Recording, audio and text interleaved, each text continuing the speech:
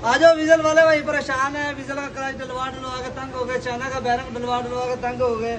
इस क्लच का बैरंग ये भी खराब हुआ, डैमेज हुआ है, देखो आवाज निकाल रहा है। तो इसका हमने रोजाना गाड़ी खुलवाना और दोबारा फिर करवाने का जान छुड़वाई। मुकम्मल इंजन गेयर के अंदर से क्लच ड्यूल क्लच निकाला 0 मीटर वाला, ये उस गाड़ी के अंदर फिट करेंगे।